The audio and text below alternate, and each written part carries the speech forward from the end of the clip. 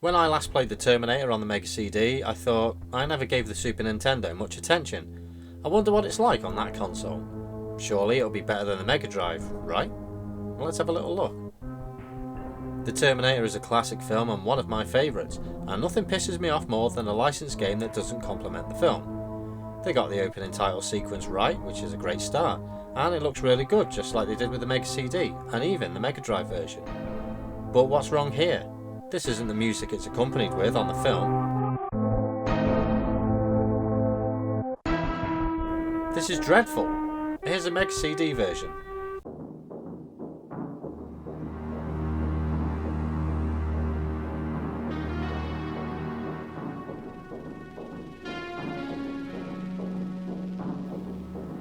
Here's the Mega Drive version.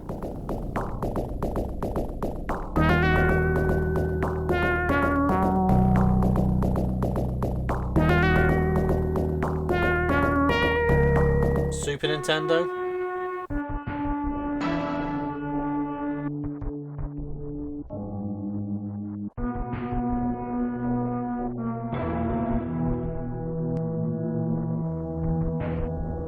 Dog shit. Everyone should know the plot by now. You are Kyle Reese, sent back through time to save Sarah from being fucked by a robot. And just like other variants of the game, you begin in the future where you're doing a war with the machines. You have a plasma rifle that can fire in 4 directions, diagonal upward left and right and side to side. You can't fire straight up or diagonally down.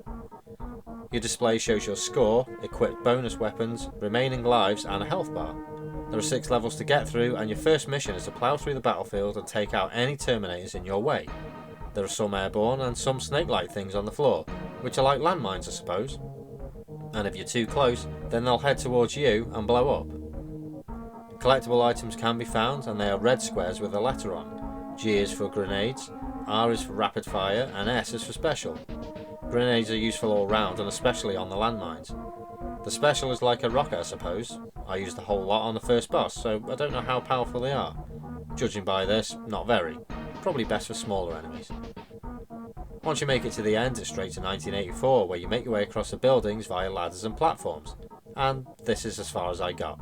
Here's what some of the later levels look like, and I borrowed this from World of Long Plays because there's no fucking way I'd get this far. Sarah!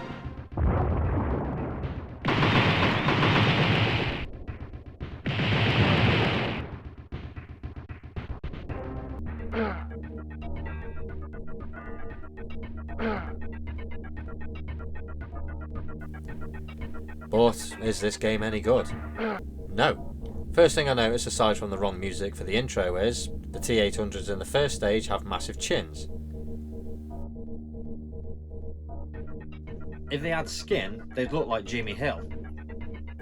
And they walk around like they are depressed. It's almost like now they are self-aware, they don't like the idea of being on patrol in a shitty apocalyptic world. That they wish they could have been a lifeguard or a bus driver or some shit. And Terminators like this one are just ridiculous. Is this something that's supposed to fool humans into thinking that this is one of them? A guy dressed in denim with a leather jacket and sunglasses? Unless you have a well-dressed soldier that has sensitive eyes, then this is blatantly a fucking Terminator. The AI is non-existent. Look, I can stand next to this one and he doesn't even know I'm there. Is he just programmed to fire his gun diagonally from this platform? The sound is fucking dreadful. Kyle's jump sound is metallic and very annoying.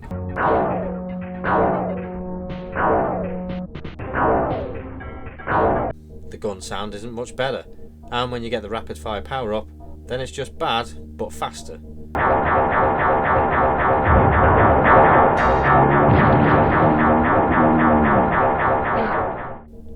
When you go back to 1984, suddenly everyone has it in for you. You've got Stone Cold Steve Austin shooting a gun at you on every platform. The graphics are really bad for the system, Kyle's sprite looks like an 8-bit character, and the level design is boring as fuck. The second stage is a mess, it has random ladders everywhere. When was the last time you looked at a large building and saw sections of the wall with ladders scattered everywhere? And it's insanely hard. Once you've lost all your lives, it's game over, and that can happen faster than you'd like it to. This is no fun at all. It starts off okay, but it soon becomes a nightmare. As soon as I got to the second stage, that's where it went really bad. I got to a certain point and I didn't know where to go. I kept falling off a ladder in the hope that there would be another ladder to grab, or at least a platform to land on. But there wasn't, and that's where it all ended. Sarah dies, the end. It's a bad game that could have been made a lot better than this, especially being on the Super Nintendo.